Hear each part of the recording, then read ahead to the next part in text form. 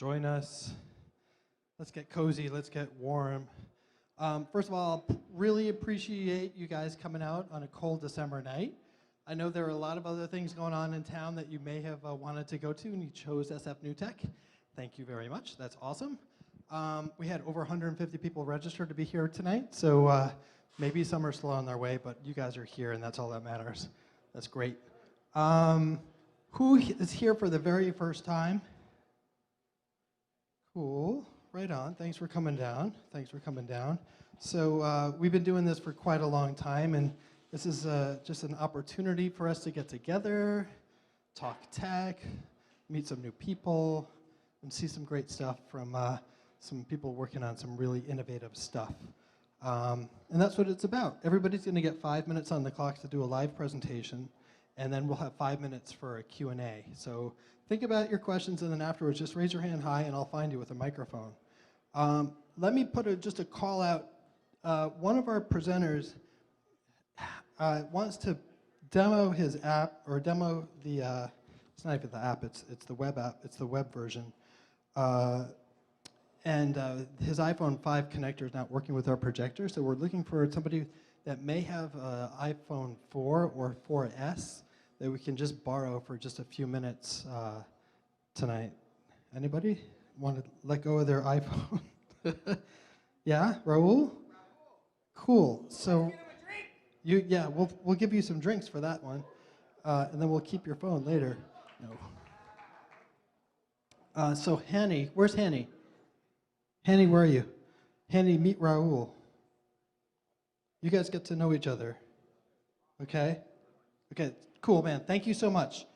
So quick sponsor thank yous and everything, and then we'll get that out of the way. Big thanks to our friends at LeClaire Ryan. It's a great law firm in town. Give them a call if you're having a problem or if you want to preempt a problem. Big thanks to our friends over at IE tonight. Did you guys meet IE tonight for the first time? Or the 90th time? Believe it or not, IE is the browser that you thought you had forgotten, but you may want to reawaken to, especially how it displays on touch and tablet devices. Pretty impressive stuff from IE. So if you didn't meet IE, go meet IE.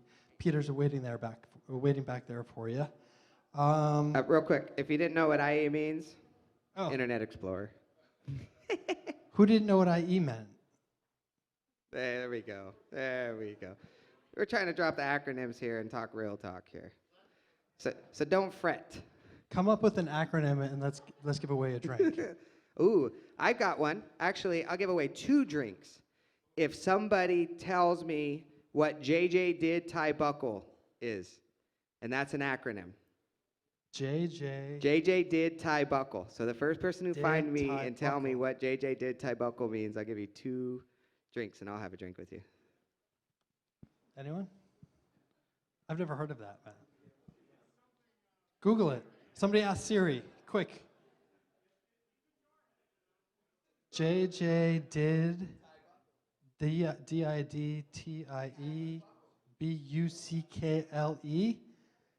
Jeez, dude. That's a long acronym. Okay, time's up. Nobody won. It's a military acronym. Determination. Hey, Daisy. All right. Okay, next. Well, I think that's the beginning and the end of the acronym game tonight. Okay. Enough out of that. That's good. All right, so we have a tweet wall behind us most of the time. If you guys want to tweet, please do use SFNT as your hashtag. Not only will it go up on the big board if you're lucky as the roulette wheel spins, it'll be included on our Storify that we're going to do later on. So definitely take pictures tonight and tweet with the hashtag SFNT. I want to say big thanks to Jimmy G in the house at the console tonight. You see multiple cameras here tonight. That is solely because of Jimmy G's expertise. And he's got a great studio in town called Q There Media. So if you are looking for a green screen, if you want to be placed in the middle of Times Square, if you want to do an interview in HD, talk to Jimmy. He's the man. So Jimmy's handling our live stream and our post-event archiving also. He's got cards. Hold him up, Jimmy. There he is. And he's also a big Oingo Boingo fan, so engage him on that level as well. Right on. Okay, so that's going to be it for the quick announcements. Let's get some demos up here. So Neil from Swapbox is up first. Come on up, Neil.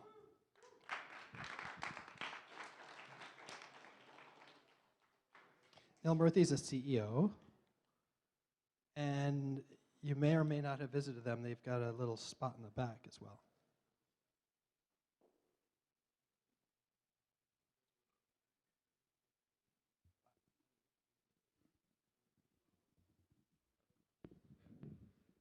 I don't have to hold the mic.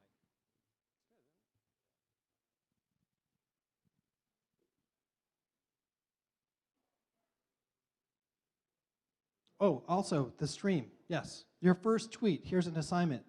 Tweet out tonight, please, that we're streaming live on sfnewtech.com. So let's invite other people in the room with us to share in this wonderful experience. Whenever you're ready, Neil. Cool. Hey everyone, I'm Neil, CEO of Swapbox. I will preface all of this by saying I'm a little under the weather, so if I need to slow down or say something again, just like wave your hand in the air, and I'll repeat it. But cool, so let's get right down to it. So Swapbox makes these automated kiosks, and we place them all over the city, and what they do is they accept packages for you. So pretty simple process. We basically act as your automated doorman or your dynamic PO box, however you want to think about it. You guys have all seen sign-up flows, so I'm not going to take you through that. It's pretty simple, though. You just enter your name, email, password, and then you pick a location. So we got 15 locations in the city right now, and then you pick the one closest to you. The cool thing about us, actually, right now is that you can change location. So let's say there's one that's close to your work, one that's close to your home. Sort of pick based on what your package is intended for, and that's what we're doing. And at the end of this process, you're going to be issued a shipping address, and then basically anywhere you want to shop online, use a shipping address. You can also give it to your mom for a care package. Not that I've done that before, but anytime you want somebody to show up to a swap box, just use his address. It shows up, and then you get a text or email notification once it's arrived, and then you just use a PIN code that we generate for you. Go at your own convenience and pick it up on your own time. Now, because we have physical machines, and I know SF New Tech is nice, but I didn't want to wheel one of those over here. We do have a banner back there, so you can see the life-size model. I actually sent out one of my guys to a swap box, and he got a package from us, so he's going to show you what that looks like. And he's over here. He's over on Church and Market. Hey, Ward, how's it going? Can you hear us?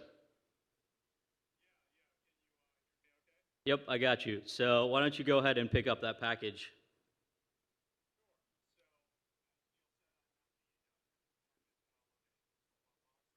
Yeah, I'm going to narrate because you guys can't hear Ward. So Ward is at the Church and Market location of Swapbox.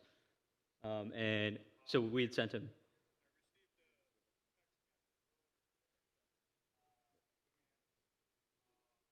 Says that I have a PIN number on it to pick up my package. 9974244. So I will pick up the package. I will enter the PIN number. And yes, normally you don't have two phones when you're doing this, so it's a lot easier. But he's also videotaping this for you guys.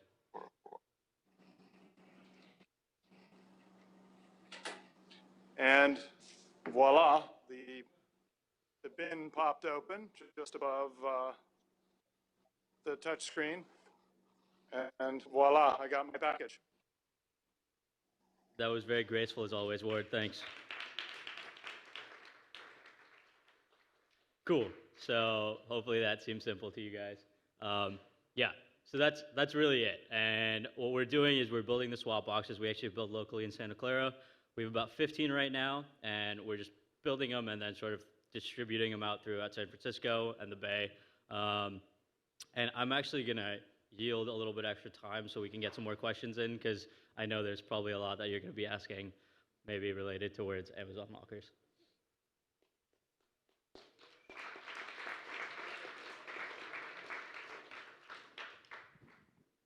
Ahead of time. Very nice. Okay, raise hands high for questions. Hi, I'm using Amazon Locker. So what's the difference? Yeah, that's why I didn't talk about it before because I knew this would come up. Yeah, it's pretty simple. So Amazon lockers, I'm assuming works really well for your Amazon packages. Although even they have some constraints, like you can't get textbooks and there's a lot more size restrictions on their packages. Swapbox is kind of the same thing. We think that we have a very similar user experience, probably better. We're both UX guys, but it works for everybody. So completely open, shop anywhere online, get that same experience you might have gotten from an Amazon locker, but take it to the other e-commerce players. What's your current footprint? Right now we have 15 locations. We will have about 25, 30 at the beginning of next year.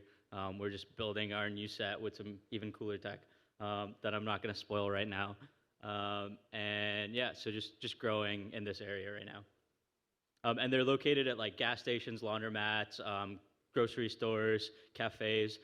We wanted to put them where people normally go, and so you can pair it with another activity. And that's also our value proposition for the places that we install swap boxes.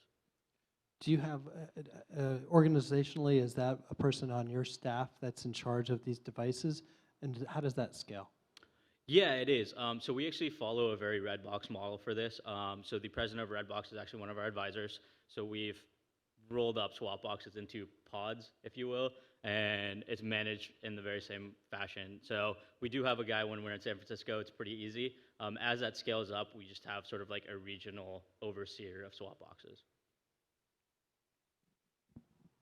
What's the business model for the stores? Do they have to pay rent because they get more customers walking in, or is it just free? It's usually free. That's the most typical model because we're bringing you traffic that'll buy and convert. It's funny, sometimes I think of a swap box like a gas station, like the gas pumps, because those just get you into the convenience store. We're kind of like an indoor gas pump. But yeah, so it's a free. Sometimes we do a revenue share. It depends on sort of how valued that real estate is and how expensive it is for people to get that.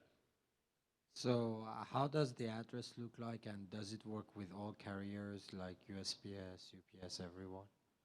Yeah, so it works with everyone. We're working with all carriers. For example, like USPS is one of the last ones to sort of come on board. So we actually we have our own sort of delivery network that fulfills like USPS packages. It also takes care of oversized deliveries and things like that, so that we can arrange a time like after hours for you to get something that wouldn't fit in a swap box. Sorry? Yeah, so the address that we give you has like you'll see it if you sign up, if and when you sign up. It has a unique identifier at the end, and that is what associates the package with you and with the location, and with the fact that it's a swap box delivery.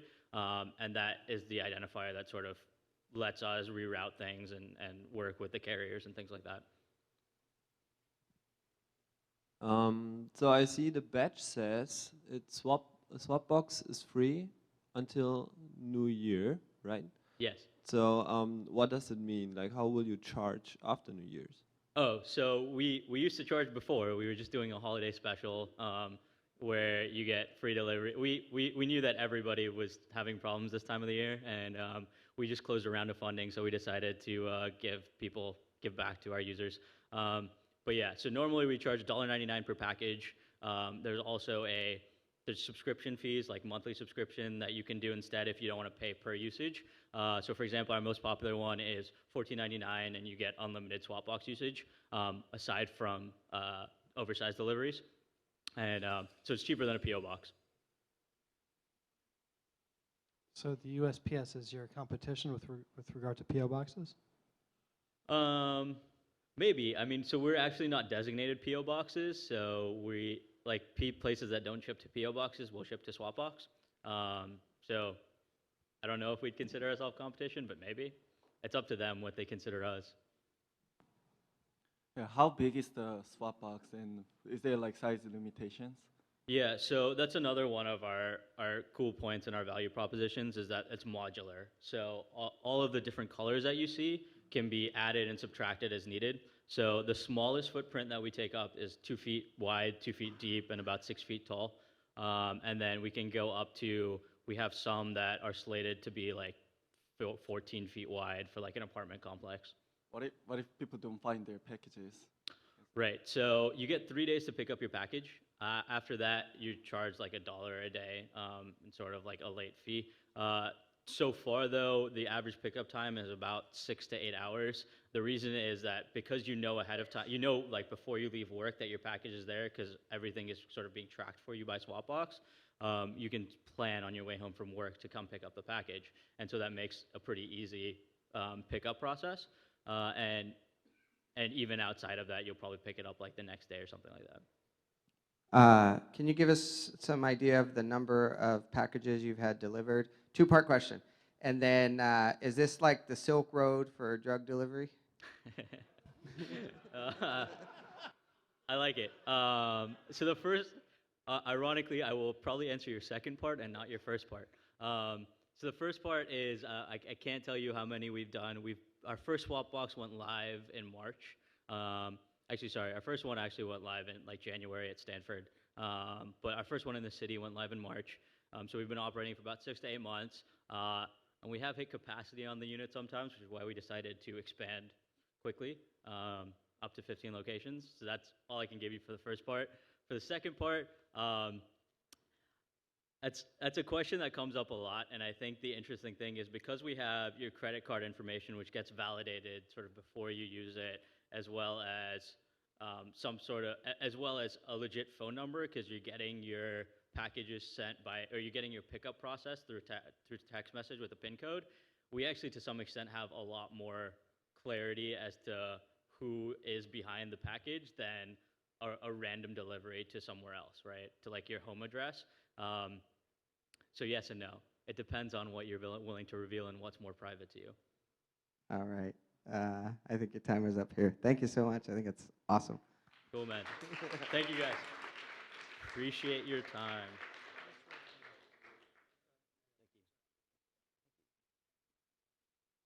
Oh, and we have a booth back there with like some cookies and stuff, so stop by and say hi. Cookies in the back. Okay, where is Henny? Henny, come on up. Grab your iPhone.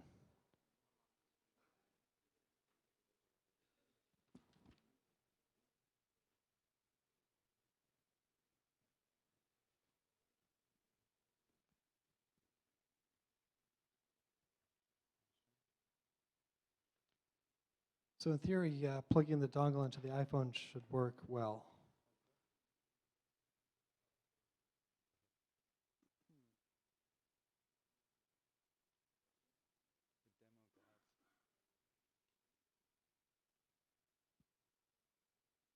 There we go. Wonderful. Oh, oh, oh, oh.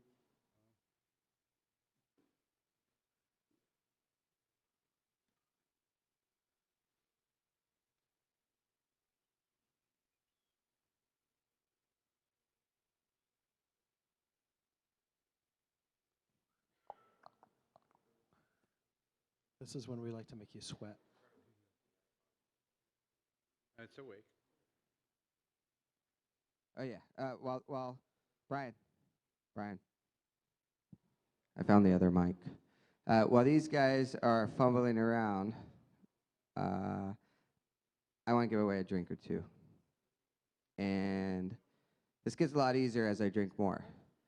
So we're going to go ahead and start with the first person who raises their hand. This young man here. And then we're going to go with the first person who raises both hands. James. I'm telling you, it gets easier and easier, so. I just have to score the drinks here. Let me see. Good? You're good to go? Perfect. All right, buddy. So, hello everybody. I'm Haney. I'm with Ribbon.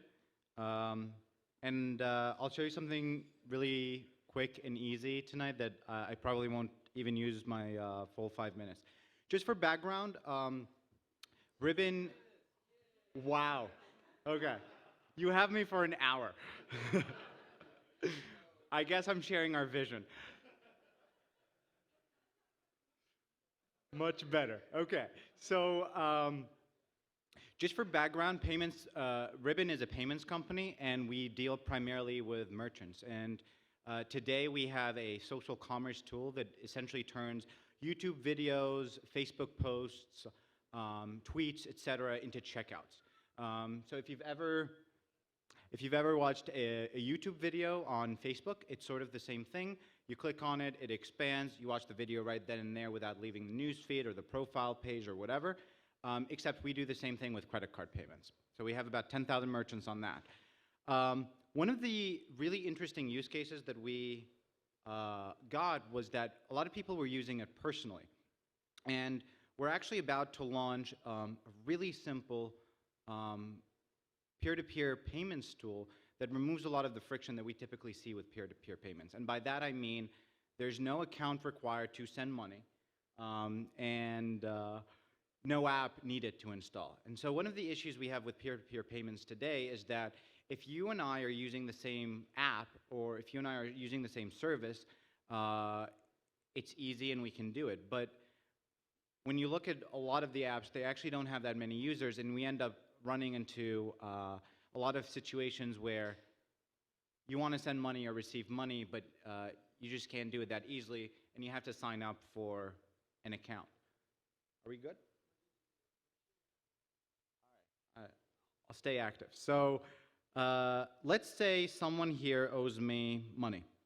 I can now, instead of having you download an app, sign up for an account to do all that, just point you to my Ribbon page.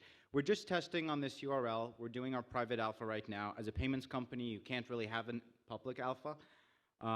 So we're just testing on this URL, but it's going to be on ribbon.co.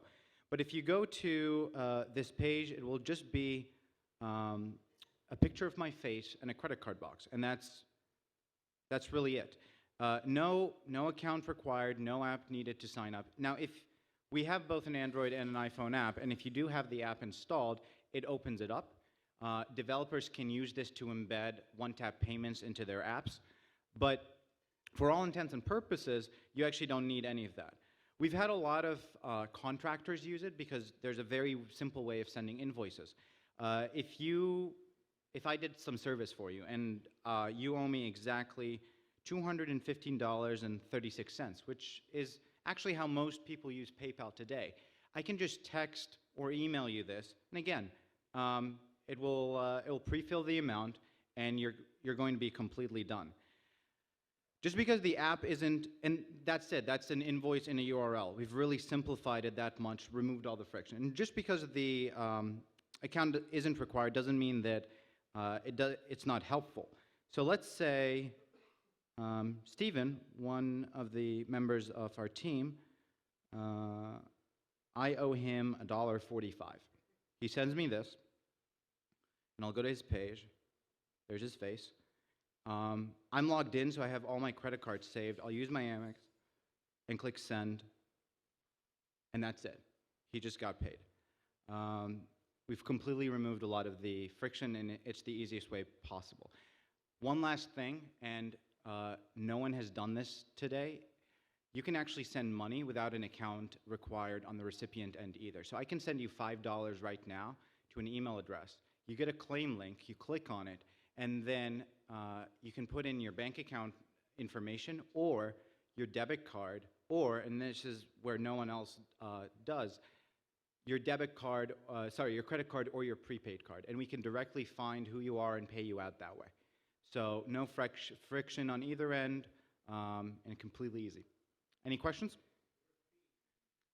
It's free. We have 10,000 merchants, including a lot of Fortune 500 companies that use the Ribbon product. We make money off of them. This is a way, basically we have 10,000 merchants that reach hundreds of thousands of buyers. And a lot of those buyers were using us personally, and this is a way for us to interact directly with them. We don't take a charge either way. We don't take a charge to pay you out. We do take a charge for credit cards, but the reason behind that is so that people don't use it to hack airline points. But other than that, it is free for debit cards, it is free for bank accounts, and it's free to be paid out. So, is there a float on it?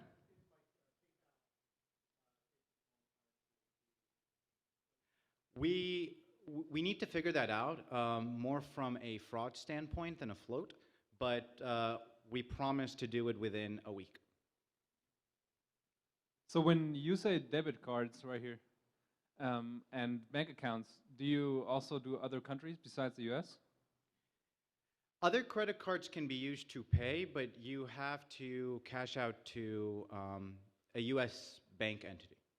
Are you looking into changing that in the near future? We are looking to change that in the future, but given the payments industry, it's probably not the near term. So does that mean that you only communicate in dollars right now? Yes. Okay, so it's strictly in the United States, correct? It is strictly the United States right So whose gateway are you using? now. We're ultimately connected to JP Morgan's Chase Payment Tech. So you don't know whose gateway you're using? I guess not.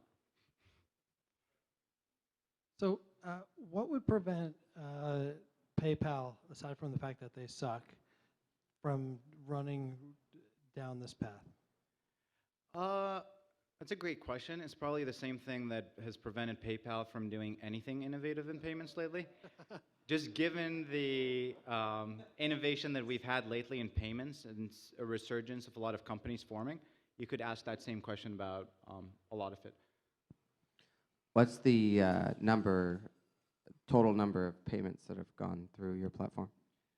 We've transacted more than 6 figures through the private alpha. How about privacy? Yeah. How about privacy? How do you protect your data? Like credit In card terms numbers. of what exactly? How do you protect, like, if I sign up and I put my credit card numbers, how can I be sure that no one's going to hack your system or something?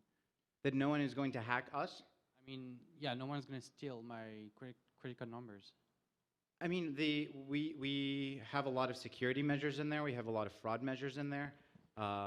We're a group of ex-Symantec and ex-Palantir engineers, and we've transacted millions of dollars through the merchant product without fraud being a problem. So we've handled that same technology and applied it to the consumer. We know Steve Trilling. Hmm? I'm kidding. Steve Trilling at Symantec. I do not. Okay, never mind. I'm not from the Symantec Okay, side. okay. Are you going to come out with your own debit card similar to PayPal? That's not in the current plans. What we really want to create is the ability to conduct payments frictionlessly and have that sort of be in the background, be invisible. And we care a lot more about embedding this in other places. I mean, if you look at what we've done as a company so far, we've embedded it into other platforms. And this is a way for us to ultimately embed it on mobile, whether that be in apps or on websites. And in an arena where the checkout abandonment rate is 97%, it's a really big problem. So I guess that's more of a long view. There's someone back there?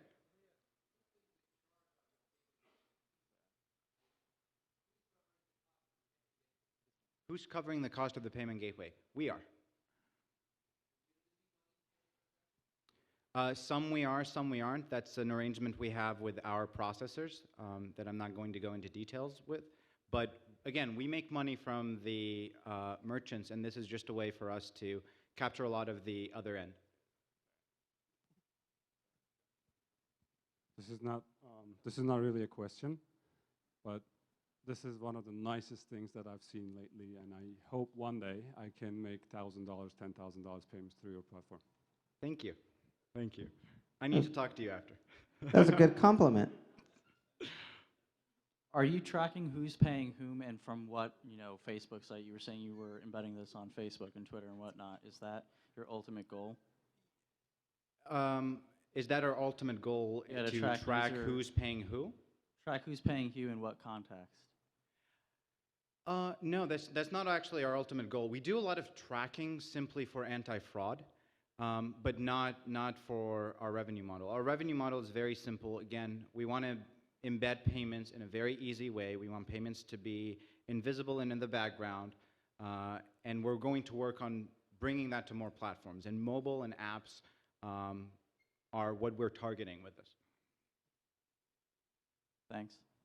Hey, and by the way, businesses can use this today. So we've had interest from churches to collect donations. Those will be charged. Personals will not. Hey, real quick, last question. How did you get to 10,000 merchants? The short answer. Considering we hired our first marketing guy a month ago, a lot of word of mouth. We've been around for about a year and 3 months. Ah, that's impressive. Good press, too. We've been lucky. Who's your PR firm? We could talk about that later. But wait, you're still in alpha, so how did that come to? No, our consumer product, the peer-to-peer that I just showed, is in alpha. Okay. The whole merchant suite is available and has been available for a year. Got it. Go to ribbon.co, put in your email, and we'll send you an invite when we open it up. Awesome. Good stuff. Ribbon. Henny, nice one. Excellent. Oh, we need the phone. Rahul. Rahul We got to give gets him his his phone phone back. Hey, so back to me. I got to give a drink away. So this one will be even easier. So if you tweet it and you show up on the tweet wall next, you're having a cocktail with me. So let's see who wins here. You guys remember that old school? Let's see. Oh, actually, who remembers this? No whammy, no whammy, no whammy, no whammy. Hey, no one remembers that? It was a TV show. No whammy. Arno, are you in the house? Arno? Hey, what's up, dude? I get to have a drink with you. So this is going to be great. I really look forward to meeting you better. Felix, coming up. Okay, hey, all right, well, we're going. So you and I are going to enjoy a cocktail. All right, go fetch it. Hey, this guy looks like he works out right here. Felix. Felix, how many push-ups a day do you do, my friend? How many push-ups a day do you do? What was it? How many push-ups do you do per day? Not as many as I would like to. Ah, wow. Yeah, very good. Very physically fit.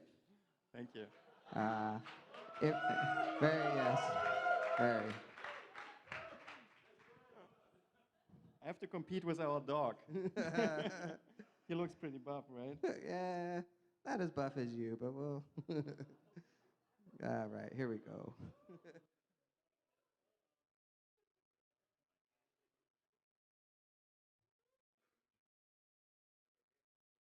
Hang on, we're switching you guys over.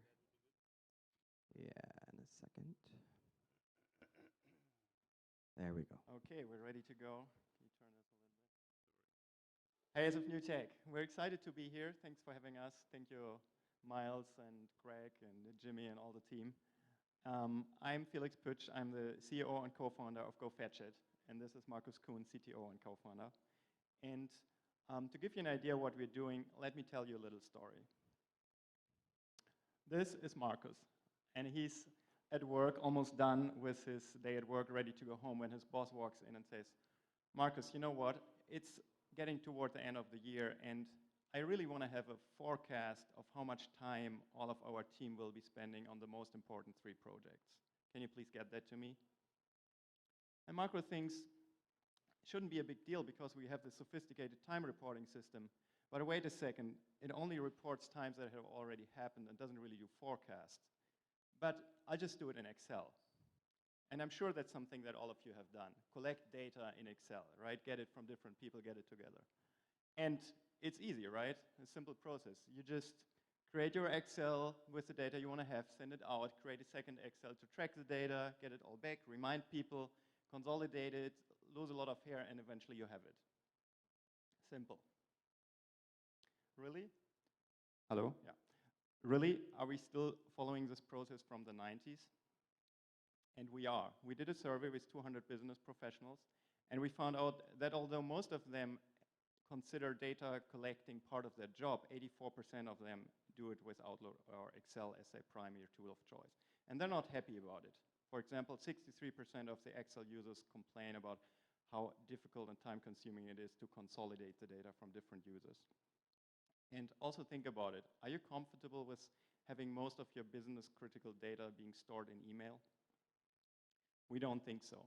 And since Marcus and I met working for Accenture 10 years ago, we've seen this problem a lot of times, and that's why we decided to fix it. And now we're saying, if you need to get data, don't email, go fetch it.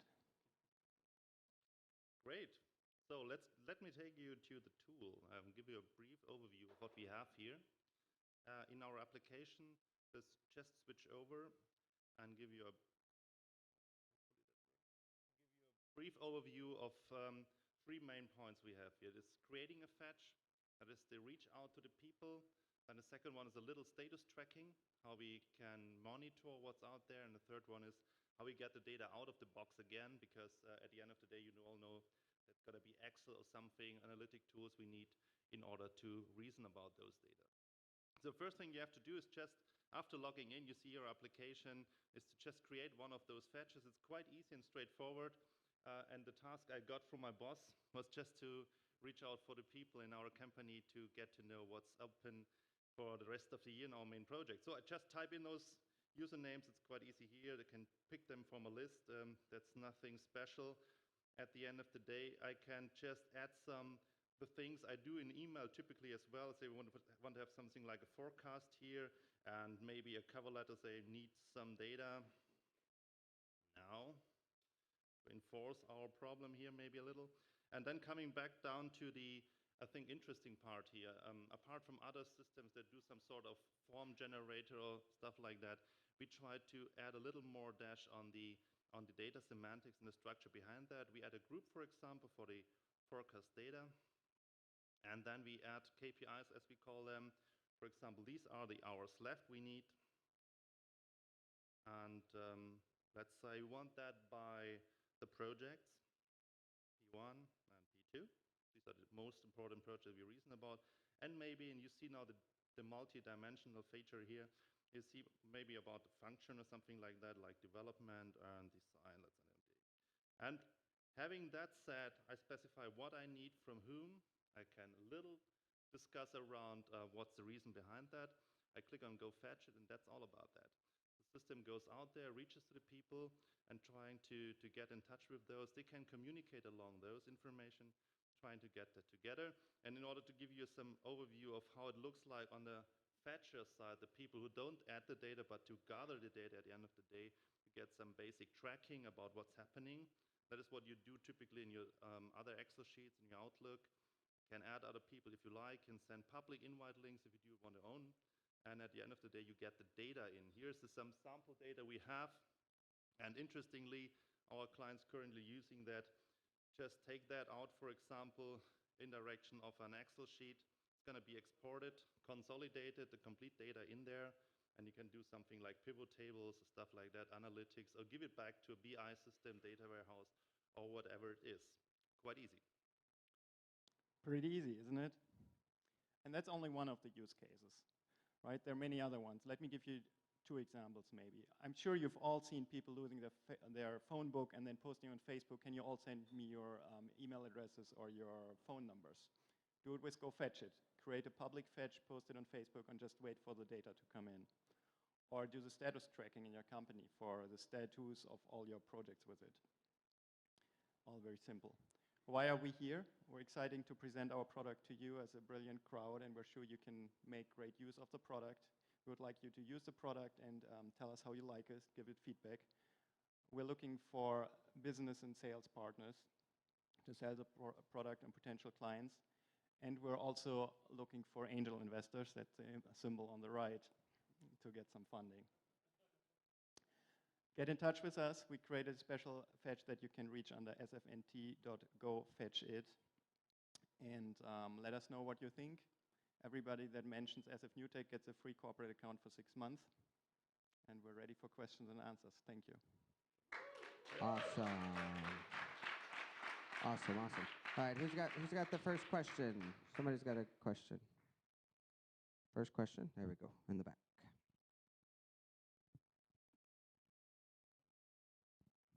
So usually, like, if I have something like this to do right now, I will use Google Drive. And the good thing for me about Google Drive is that I just email the link, and people, they can fill out the information. And most of the time, I need data that I can work with after. And from the Google Drive, I can directly do my math. Can you do it as well with your system? So the question is, how does our product differentiate versus Google Drive? Yeah, and basically. our project is tailored for business use in a variety of senses. So one is the different data fields are in a structured format, so you can just mess around and change things. Second is the storage. It's stored encrypted. It's stored in a secure data center. You can do two-factor authentication. You can even have it running in an on-premise version within your company. And third is that we also support the whole workflow around it, including the communication going back and forth, the process of the user actually accepting and committing to delivering that data, and we leave an audit trail. So whenever someone asks, how did you get to that number X, you don't have to say, well, I think someone put it on my Google Drive. You can exactly say who provided it at which time. All right, who else has a question? Someone, here we go. What's the current stage of the company, and how much money you're looking for right now for doing what? So we are currently in a very early stage of the company. We launched something like 4 months ago. So we are in a stage where we are developing a project-based system together with our, let's say, ambassador customers we have, and trying to fix the interesting part from the workflow, communication, and data perspective. And regarding the money we need right now, there are different ways we can approach the future. And depending on those ways, it's a different amount of money. So if you have some of, let's get in touch with us. We can discuss around that. But it depends on how we proceed to the future. All right, who else here? There we go. Hi. So how do you get people to respond to these Go Fetch It requests? Are you tracking it somehow? Is it publicly available? Who's responded, who's not? What are you doing to increase that response rate? So the question is, how does it look from a recipient side, and what can we do to encourage the response rate? First of all, we make it very painless and simple to provide the data that we ask from the recipients, right? So once we start a fetch, the recipients get an invite email with a link that brings them into the tool. They can log in with Facebook. They can provide the data directly, or they can use pre-existing Excel data and just basically kind of drag and drop it. The second part is the person asking for the data gets the status at all the time, and it's very easy for that person to send out a reminder to all people who haven't replied yet and remind them, and so enforcing any deadline that there might be. All right, here we go. So now, in addition to my email, I have to go to another damn system to do stuff. So the question is why we are laying another system on top of email that I'm already using. Is that the question? Yes. I already have a hard time to catch up with my emails. Now I gotta go to another system. Do you integrate with email?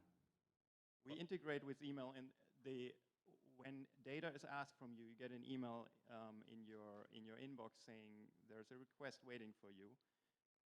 Go Fetch It provides the value that all the requests you get are in one system. They're under one surface. And also you know that the data you're provided is being stored safely, and you can reuse it. And actually, just add something here. We add the clutter out of your inbox. The data-related part, the things around the communication is stored in that system. You're going to get to go to communication based in your inbox and your email system. And you have all that data-related part in there. So you can get a really clear focus on communication and data inside the system. All right, we have time for one last question. There we go. Where are you guys from? So I'm you have living this accent similar to mine. We're both born and raised in Germany, and Markus lives in Switzerland now, and I live in San Francisco. Hey, go fetch it. Thank you. Thank you.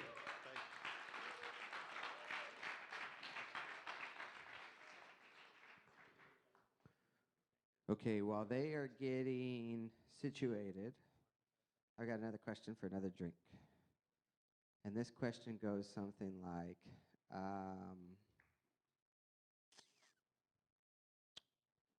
somebody have a question? Yeah, who's got a question for the question guy? Hey, this guy wins a drink. No, I've got something. Oh, here we go. What do we got?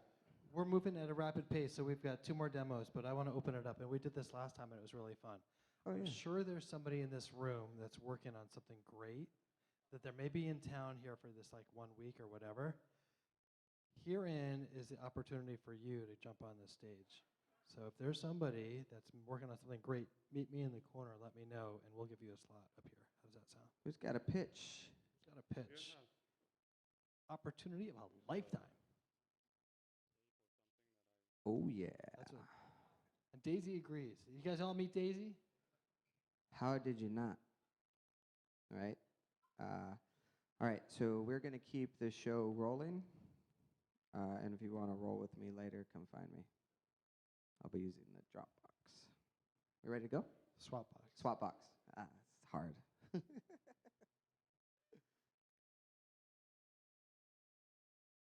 So this is Devrim Yassar. He's the CEO of Coding. Can I start? Whenever you're ready. Hi, good evening, everybody. Thanks for having me here tonight. I'm going to tell you about a software development tool that we have made for you. So basically what it does, you've probably been in this situation before where you are looking at a computer, you want to learn C++ or Python, and you go like, what the hell is going on, and where do I start? And when I had this problem, and then I grew up to become an adult person, and I still see the problem exists, and that needed to solve. We needed to solve that. So this is one thing that coding is going to address. And then you solve that problem on your own, and then you want to team up with just this guy, and there's all this crap between you, and you need to figure that out. Usually it doesn't work out. Then the third problem is that there's an extension of the second problem. Then multiple people want to come together and work together, and that is in the hands of 2 sysadmins. So they could actually make it or not. So the guy on the other side at the company, he says that I want to double my developers next year, but that just never happens. So what we did is a supercomputer in the cloud. So when we did this, then the guy on the left side said, I can get started easily. I can just pull up a browser tab, and then I have all my environment ready. So we give a Linux computer with real RAM and real CPU to this guy. So these 2 guys down, they say, I don't need money to get started. I can team up easily and work together with this person. And the companies can hire better, universities can teach better, and everything that just works. So when we released this 4 months ago, we received some love. So people loved us. We, reached 150,000 developers. We are seeing 3,000 signups a day, and it's going great. So I'm going to show you what it is now. So when you log into this system, first of all, we are really proud that this thing doesn't look like a development environment. It doesn't look like Eclipse. It doesn't look like anything. So it looks like actually a social place where I can say, hi SFNT, and then I can actually tag it with SF new tech. And that needed to autocomplete, but we'll go with it. Anyway, so you can start your journey. Somebody said this is cool. Somebody says I want to learn Python, etc. So you start from here, and you hopefully learn about the things that you are interested in. So if you are interested in PHP, you click on PHP, you see the people that are interested in it, you like this guy, you click on him, and then you go like, okay, do you want to work together? And that's basically how this works. And then you have the topics, you have the members. You could say, give me everybody that is in this area, can help me. And you go to develop, you have all these domains, and you can connect it to your machines, but I won't get into that. You have teamwork, where you can team up, you can join with others, you can start your session, and basically, right now, I can give you guys a code, which is here. This is that. If we had time, I would do this literally. I would give this code to you, and we could basically share a terminal where there is Java, there's Python, there is everything you need. basically a real machine. This is not a raffle. This is not something that you get without paying. And we would be looking at the same environment. So this works for you, this works for a couple of developers, and this works for universities, and this works for everybody who wants to code. So I want to finish my talk with this. So Obama gave a speech the other day, and he basically said, I don't know why the sound is not coming. Play on your phone, program it. No one's born a computer scientist, but with a little hard work and some math and science, just about anyone can become one. This week is your chance to give it a shot. And don't let anyone tell you you can't. Whether you're a young man or a young woman, whether you live in a city or a rural area, computers are going to be a big part of your future. And if you're willing to work and study hard, that future is yours to shape. Thanks, everybody. So basically, what he meant to say, go to coding and do that. So I just couldn't say it. Thank you, guys.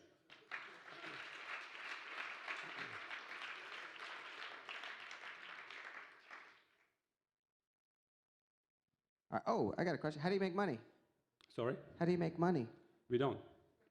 That's the new thing in Silicon Valley. Welcome to the Valley. Hey, we got a question over here. Hey, so you're trying to capture a non-traditional coding audience, correct? Non-traditional, what do you mean? They're not students already enrolled in computer science programs, and they're not established developers. Exactly. Okay. Why is every single pronoun that you used a male pronoun in your talk? Because we are a sexist company by nature. Fix that. Sorry, not intentional, so nothing intended in that way. We will try to, be... To his defense, look at the room. Yeah. Look who he's talking to. No, we try to, It's a valid point. Look at Daisy's all worked up about it. All right, who's got another question? Thank you, that was very valid. There's a question here. Here we go. How many users do you have? So right we now? just approached 150,000 users, I think, this week, and then increase active 30-40%. So we have a good retention rate. And some we go to the office and we see the logs. If someone logs in and saves a file, and then we just leave the office. The guy's still there. We just want to send them a message, hey, guy, dude, just get out, have a break. So that's the kind of platform that this has become. We're really happy about that. There you go. Seriously, what is your business model? Your business model. The business model is actually quite simple. So the developers need to come, and without paying, they get a terminal, they get a machine, and they get to socialize and team up. But if you're a business and if you want to actually get a feed on your own, and if you want to bring 50 people of your team, or you're a university, you want to buy a package of 10,000 people, then you start paying. We will not charge the developer for a single machine, but if you are a developer that needs 10 machines or 50 machines, then we will start charging you. Here we go. I've seen this before, but if you're a company and you have a project, you put an ad out and say, send us your ideas on this code. Do you guys have an interface like that? Say I was a company, could I advertise work on your site? Actually, we are thinking about putting a Kickstarter-like interface on our site where you could actually define your project and then say, developers, if you're interested, come here and do it, and then you could actually raise even capital on our site to actually pay for your servers and your developers. So we're thinking about bringing people together, and that's a really cool idea. And we're once we do the basics, then we will get to that fun part. All right, who's got a question? I got a question. Are you funded? Are you looking for funding? No, we raised more than we need, $10 million. Oh my Lord. Hey, somebody's buying dinner tonight. We got another question here. So do you specifically support pairing in programming? So using one of those machines with two guys at the same time? You can use encoding a machine with 1,000 people. We don't really limit you in any way. So you can have one VM, and you can, in old times when they were developing Linux, like you would have a, FTP account to get into the kernel, and then everybody would have a folder. And coding supports that model. If that's what you need, that's what you do. You share one server with multiple people, or you know, share multiple servers with multiple people. I saw that you're partnered with GitHub or integrated with GitHub. Integrated. Are you concerned about crossing paths with them? No, actually, we are good friends.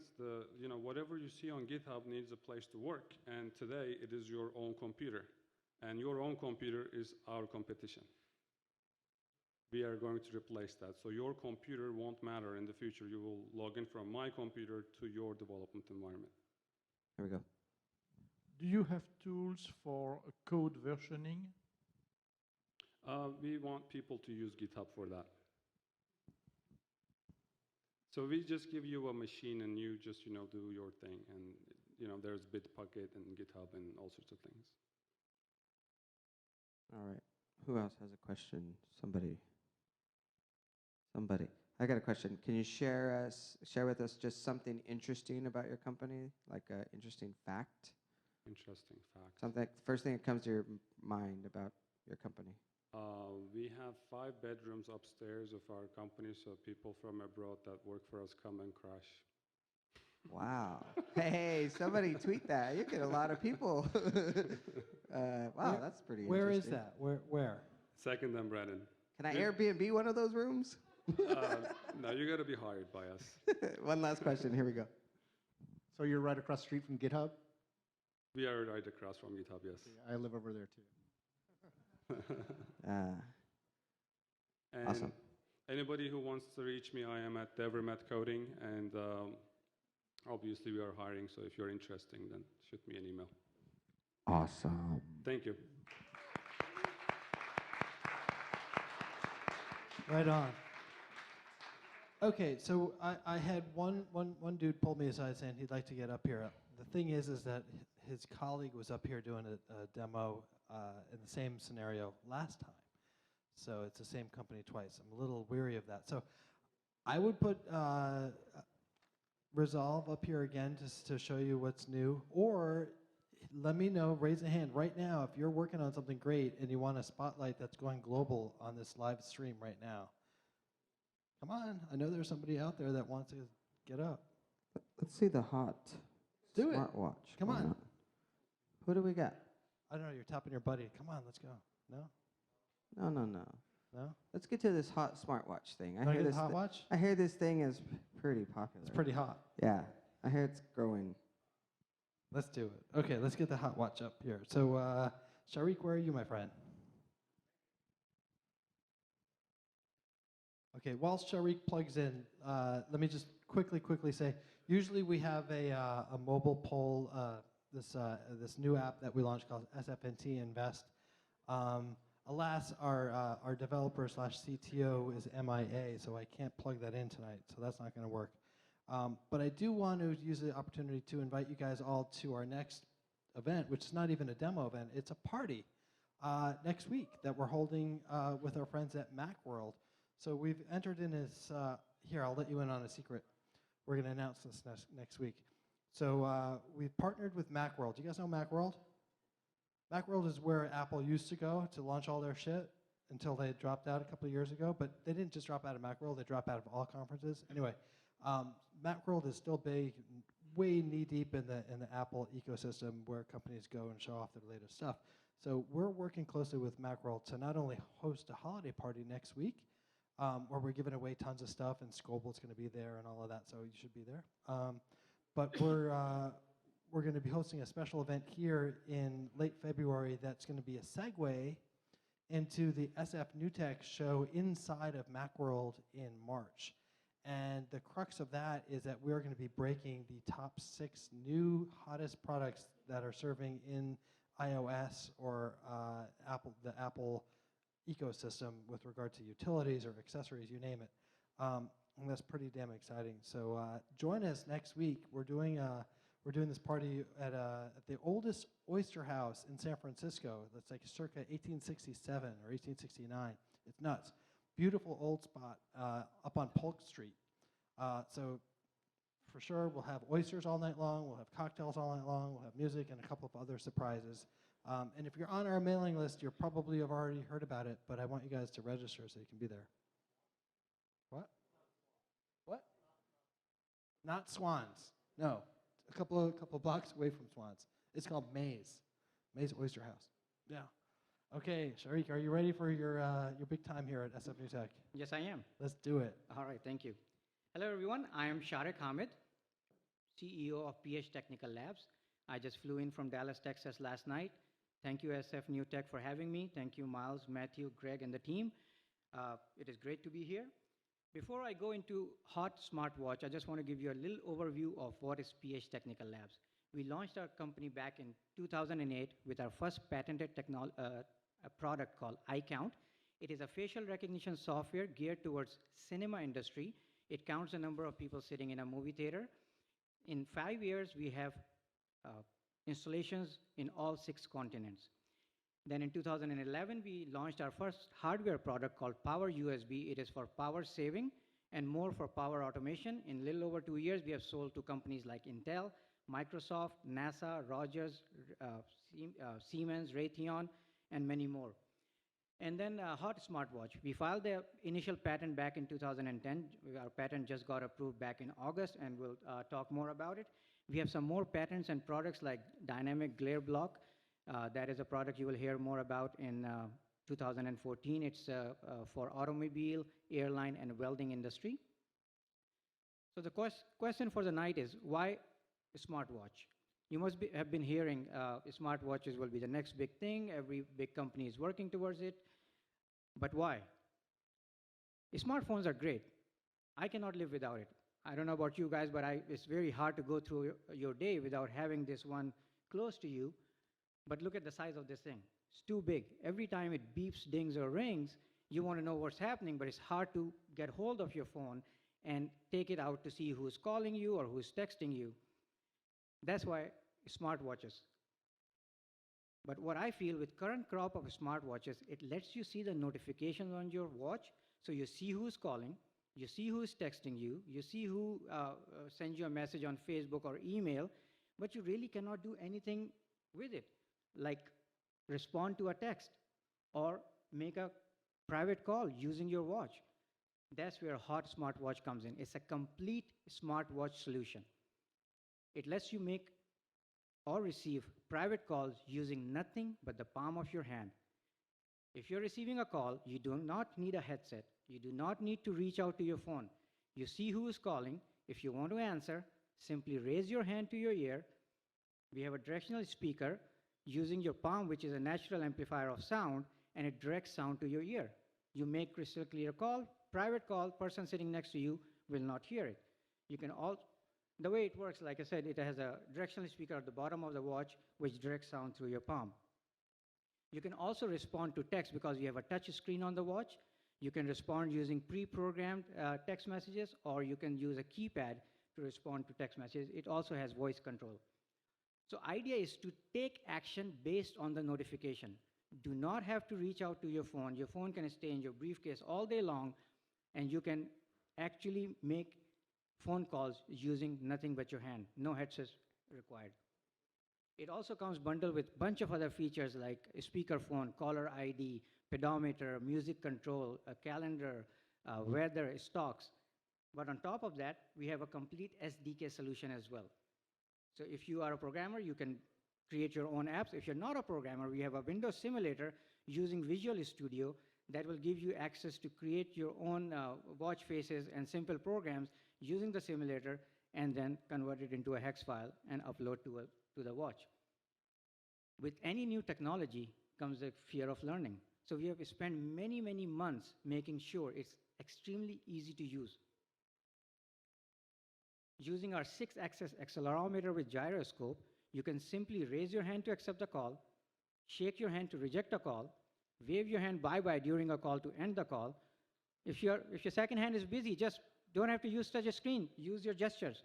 And the gestures are, you can turn them off as well. We also have hot shortcuts built into the watch. So we have 4 shortcuts on top of the watch, which you can just simply press and go to different screens. Or you can do a simple swipe to go to dial screen. Or do A for apps screen. S for SMS and messaging screen, M for music control. So with single touch or single swipe, you can get to any screen on the watch, and it's extremely easy to use.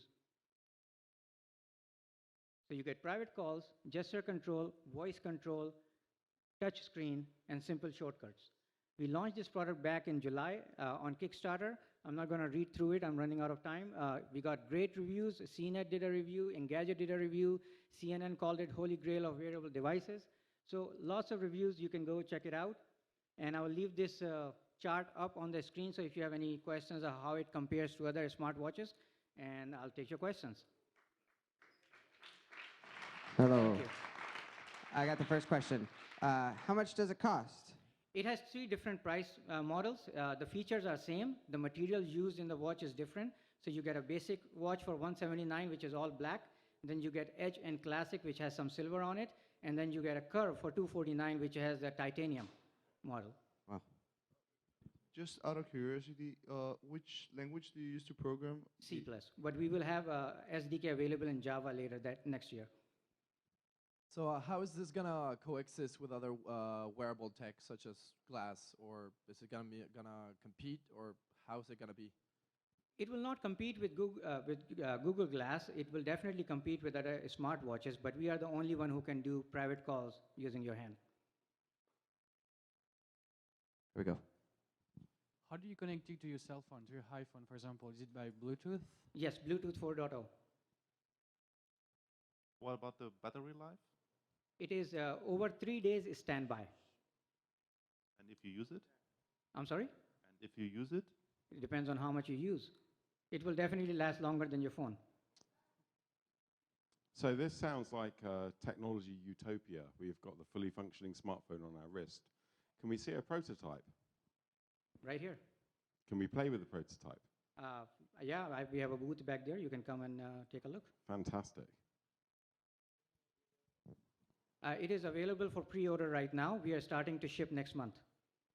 Hey, when you put your hand up to your ear, is it just like a mic coming out of the watch so you can hear? Yes, there's a mic right here. Mic and a speaker. Wow. So a lot of guys view their watch as their one piece of jewelry. How do you react to that? How are you addressing that problem? Well, we have 4 different styles, so we are hoping that everybody will like one of their styles. We have a titanium curve model, which is a little different. Then we have Edge and Classic, and also Basic. Is that waterproof? Yes, it is. It has ATM 5 rating, which is pressure of 50 meters. Here we go. To extend the kind of jewelry question, are you planning any partnerships with any designers or any other way to break into the luxury market? We are open to it, not at this time. We don't have any partner yet. Here we go. How does it work with your car, with your hands-free on your car? So you can have on your phone, it's a phone capability, not a watch capability. If you have your phone which is capable of having multiple Bluetooth connections, which most of the phones do, you simply select which source to use. So if you use your watch to answer, the sound will come through your watch. If you use your car to answer, the voice will come through your car audio. Or if you use your phone, the phone will take precedence. Do you have a men's and a woman's version? No, we don't, but we do have different sizes. That's about good enough. Here we go. We got a question coming over here. Running. I hope I don't trip. Hang on. Here we go.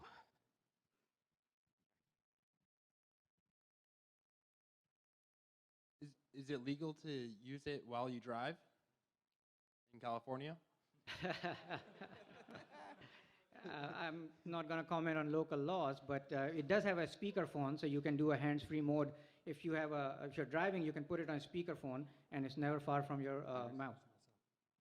What about video? What about it? I don't know. A lot of people are getting used to watching people talk to them now. No, it will not play videos.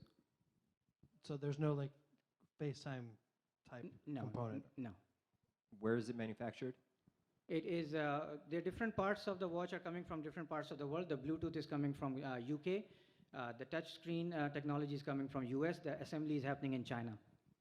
Hey, have you ever seen that movie, Dick Tracy? That was kind of a joke. So far the watch works as an extension of the smartphone, and my question is, are you planning to put any other functionalities into the watch, such as activity tracking, like Fitbit? We are actually, we have already announced it, and we will do sleep tracking. But that is not going to be launched with the watch. It will be later, about April time. Other than the 600,000 that you raised on Kickstarter, have you raised any other funding? Yes, we have done some private funding, and we have actually a lot of big vendors have signed up to give us a lot of credit line to manufacture this watch. 600,000? Yes. Kickstarter? Yes. Wow. You're going to open up an SDK? Yes. Okay. One more. Is your goal to, well, this is, you probably won't answer this, but is your goal here to compete with all the big players like Apple who have enormous marketing capabilities, and Samsung who will probably come out with a better watch than their Gear and stuff like that? I mean, obviously you can compete with Pebble because you're kind of in the same boat, but are you planning to try to do this alone, or is your ultimate goal acquisition? We want to do it alone. We have a better product. They may come up with a better watch next year. We may come with a better than that next year as well. As of now, we have the best watch available in the market. So yes, we are looking to compete with whoever comes out with a watch. Here we go. Another question. So far you said it's just pre-order phase, but in the long term, which would be your distribution channels? We do have signed up distributors like Navar and Ingram Micro, which are the largest distributor in the world. So we will be using them for, Navar will be used for US market, Ingram Micro will be used for international market. We are working with companies like Rogers in Europe, Vodafone in Australia, and we have a lot of small distributors in different parts of the world as well. Wow. All right. Wow. We'll do one more question. Everybody, last question. What are you looking for in San Francisco? I'm looking to introduce this watch to you. Hey, are you giving one away tonight? We actually will give a discount to everyone present here. If you sign up, you will get an email tomorrow, and you will get a discount online. All right. I'm down. Well, I guess you're not giving one away, but a discount's good. That's pretty darn awesome, man. Thank you. That's pretty cool. I'll give Miles a mic here. Right on. So this was the West Coast debut of this hot smartwatch. You guys saw it first here. Awesome. All right. So usually we would segue into our 60-second spot. So let's get Resolve up here just because. Unless there's another taker for the spotlight. Somebody should totally take it. Who's got the smarter watch? Somebody in this room, I know it. Oh, now you need a laptop too, huh?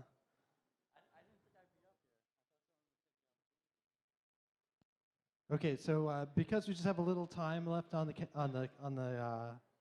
ticket, let's do this quickly.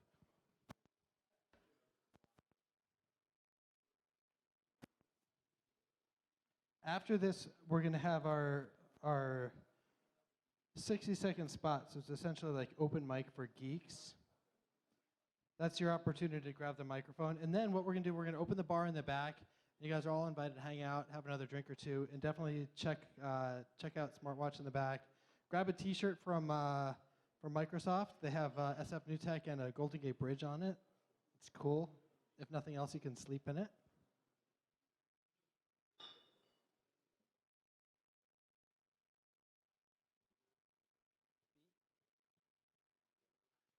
And then I want to see you guys all next week at the holiday party. Yeah, which is a fundraiser too, but I was told that's driving people away. Oh, great. Oh, yeah.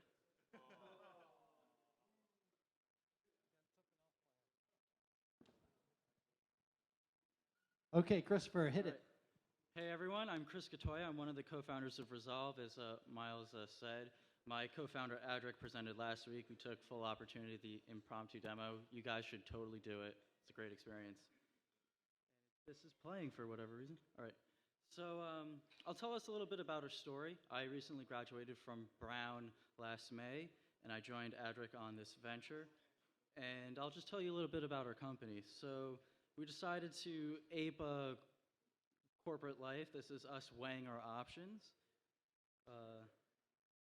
Next one will load shortly. This is us digesting information in a working breakfast, fiber versus information. And this is us looking for traction. That is the shed that we are actually working out of right now. And this all started from our belief that, you know, everyone has a casual Friday. We're going to do a formal Friday. So our first photo set, we just had fun with it, and we realized, oh, this could be a way to build brand, build a company culture. This is corporate cutback. This is us with backwards compatibility. I put that suit on backwards by myself, and that was quite a task. And what Resolve is about is getting large groups to think about an issue, brainstorm solutions, iterate those solutions, and come to a decision. And we have a live demo now. It's a really, really rough prototype. And this is one that we made for Brown's community to talk about the issues on campus.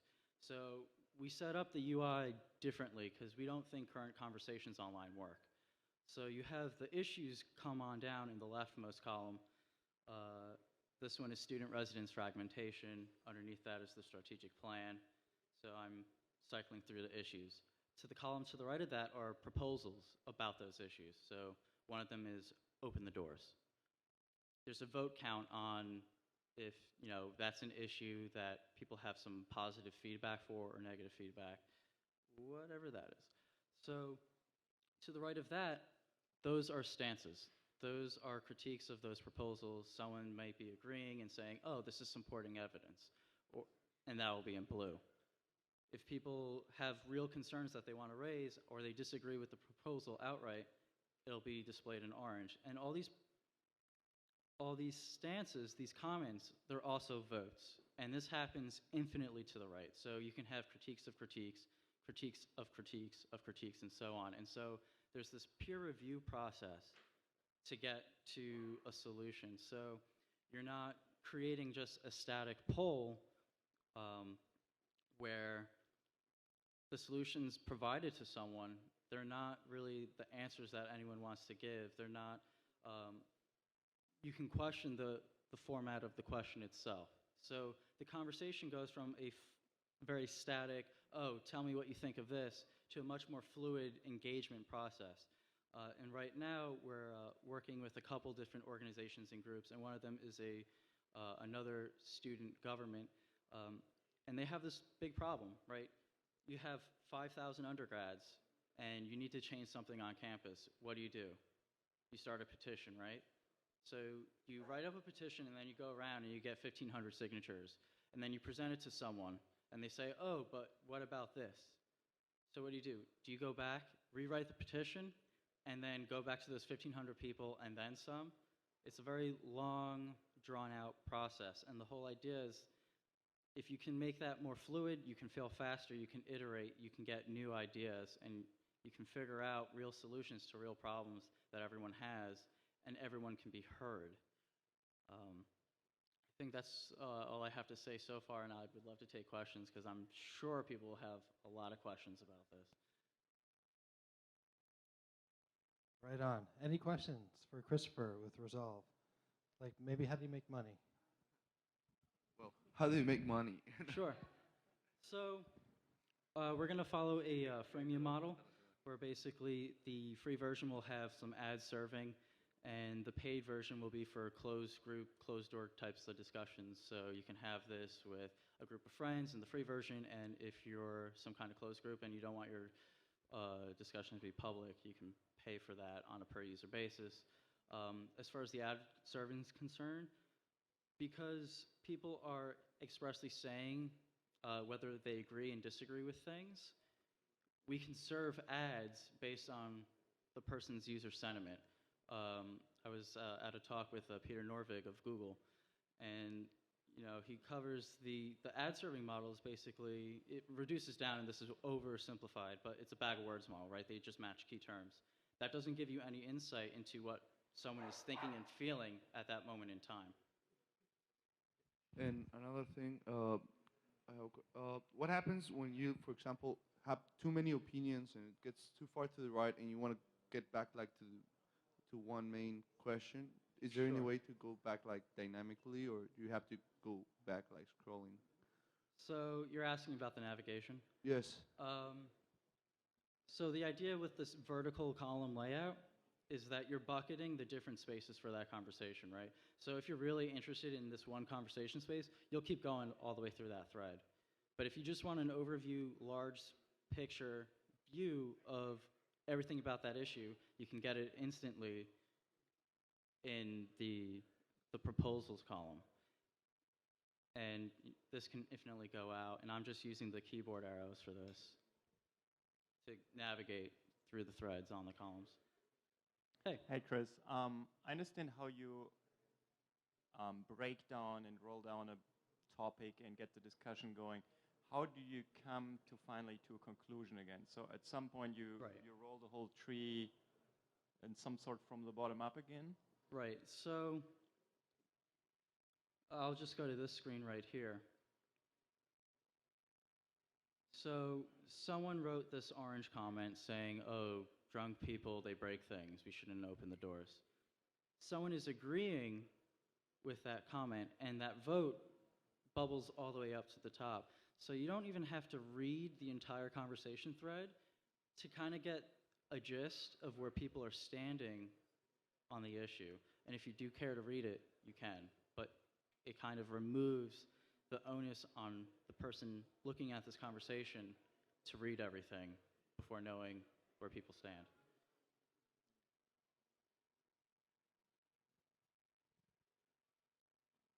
This is a really, really rough prototype. It's not pretty yet. That's the next thing we're doing right now as we speak. So please be super critical of it. That's why I'm up here presenting, because I want to get feedback from people. Christopher, great work with Resolve. Keep us posted. Maybe we'll get here again for the third time. Third time's a charm, right? Good stuff from Brown, Providence, one of my favorite cities. I love it. Nice stuff. Okay, so anybody have a quick 60-second spot? You have an announcement to make? No? Yes? No? Maybe so? How about this? Let's go meet at the bar and do some shots. Thanks for coming down, everybody. You guys all rock. We'll see you at the holiday party. You'll get an email from me tomorrow, I promise you.